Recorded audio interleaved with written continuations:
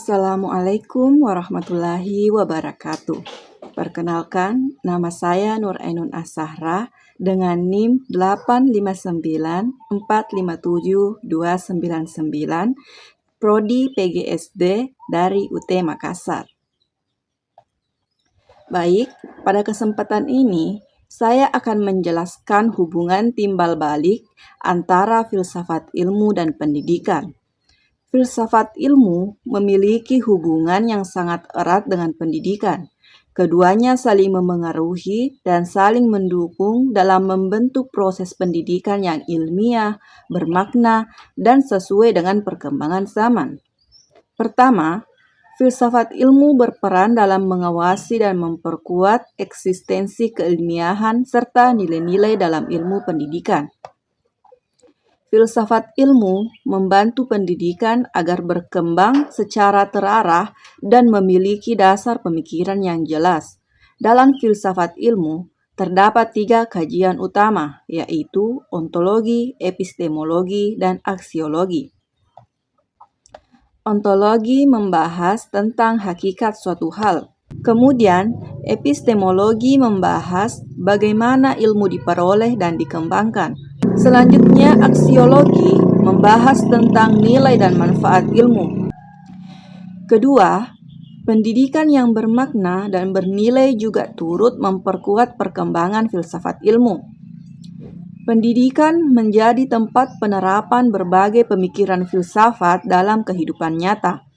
Ketika pendidikan berkembang mengikuti kebutuhan zaman, maka filsafat ilmu juga ikut berkembang karena muncul berbagai pertanyaan dan pemikiran baru.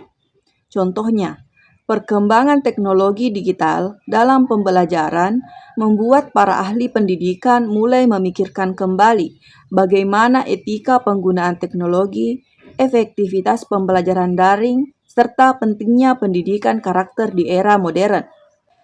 Hal tersebut menunjukkan bahwa pendidikan tidak hanya dipengaruhi oleh filsafat ilmu, tetapi juga mendorong lahirnya pemikiran-pemikiran filsafat baru dalam bidang pendidikan. Ketiga, filsafat ilmu dapat disebut sebagai pisau analisis dalam membedah berbagai persoalan pendidikan. Hal ini karena filsafat ilmu mampu membantu menganalisis masalah pendidikan melalui 3 pendekatan utama, yaitu ontologi, epistemologi, dan aksiologi. Ontologi digunakan untuk memahami hakikat masalah pendidikan. Misalnya, mengapa setiap peserta didik memiliki kemampuan belajar yang berbeda-beda.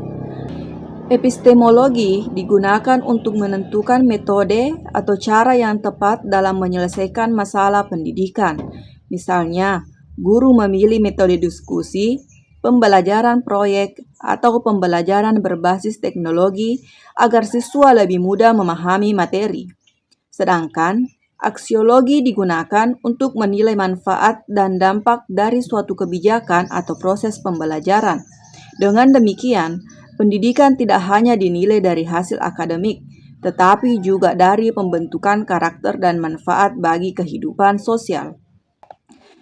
Keempat, contoh konkret penerapan filsafat ilmu dalam praktik pendidikan dapat dilihat dalam kebijakan pendidikan, kurikulum, maupun proses pembelajaran.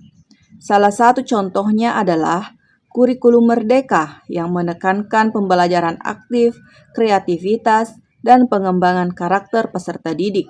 Dalam proses pembelajaran, guru tidak hanya menggunakan metode ceramah, tetapi juga menerapkan diskusi kelompok, presentasi, proyek, dan pemecahan masalah agar siswa lebih aktif berpikir kritis dan mandiri. Jadi, sebagai kesimpulan, filsafat ilmu dan pendidikan memiliki hubungan yang saling memengaruhi. Filsafat ilmu memberikan dasar pemikiran, arah, dan analisis bagi pendidikan, sedangkan pendidikan menjadi sarana penerapan sekaligus pengembangan filsafat ilmu dalam kehidupan nyata. Oleh karena itu, keduanya sangat penting dalam menciptakan pendidikan yang ilmiah, bermakna, serta mampu membentuk manusia yang berilmu, kritis, dan berkarakter. Sekian, Assalamualaikum warahmatullahi wabarakatuh.